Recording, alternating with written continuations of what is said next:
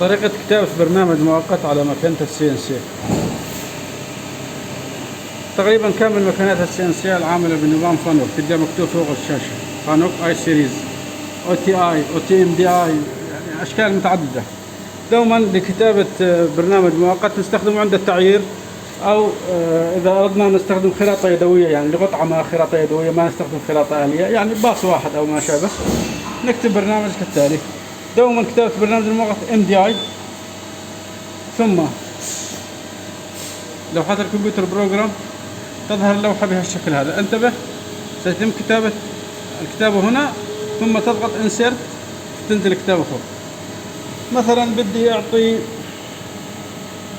بدي أحرك مثلا الأسبندل T0303، هكذا يتم استدعاء الطقم. يعني أنا بهالحالة بدي أستدعى الطقم رقم 3، اللي هو وين؟ اللي هو طقم الكبار، هذا طقم الخلاط الخشنة، هاي رقم 3. تمام، T0303. دوما نهاية السطر نحط إيبو، ثم Insert، تظهر الكتابة هي، ثم نكبس على الخضراء هاي. راح اكبس وتشوفون اسبندل نفس اللحظة. عندي مشكلة بالتصوير. تمام، تم تنفيذ البرنامج. مثلا بدي ادور اسبندل بسرعة معينة. طبعا احنا راح نجيب كورس البرمجة ان شاء الله، ونتناول اهم اوامر اللي تستخدم بالبرمجة. راح نكتب الامر، انتبه هنا J9097. تمام، ثم هذا الامر امر الجي، ثم بدي يحدد السرعة اس مثلا 1200.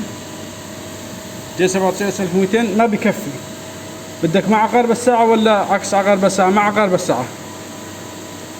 M3، هاي M3، ثم كالعادة إيبو، ثم Insert. عندما نضغط Insert راح تنتقل من تحت لفوق. لاحظ، راح أضغط Insert، ضغطت. تمام، للتنفيذ نروح على Start. لاحظ، هاي سبندل بلش بالدوران. أعمل خراطة، أعمل تصفير، أعمل إلى آخره، يعني اللي تريده. المهم هاي طريقة تدوير اسبندل. J97 تحدد السرعة S، ثم تحدد اتجاه الدوران. طبعا الاتجاه السائد للدوران هو أموتش، بهالاتجاه عكس عقارب الساعة. تمام، طبعا بدي أوقف، إما أنطي ريست، دوما تعطل كل شيء، أو أكبس على ستوب. هاي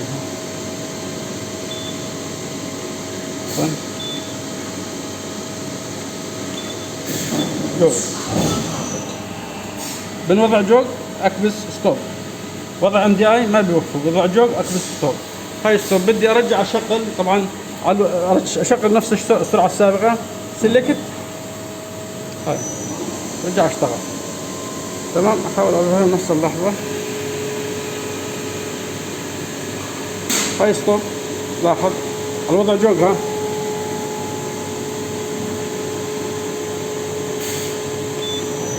وقف، بدي اكبس سلكت، ثم اتجاه الدوران، ارجع على ستوب. تمام، نبلش مرة ثانية. بدي اوقفه بشكل نهائي، اكبس على ريست. هي فريند، يعني توقف كل شيء بالمكنة، لكنها ما تعيده لوضع الصفر، يعني 0 ما تعيد. اذا كبست هاي وقفت المكنة بشكل كامل، فرام ضربت المكنة بشكل كامل، لكن يجب أن تعود إلى صفر الماكينة. أما ريست لا يستلزم العودة إلى صفر الماكينة. يعني هاي بالنسبة لوضع كتابة برنامج مؤقت، يعني بوضع MDI. هاي مهارة يعني لازم الكل يتعلمها. السلام عليكم.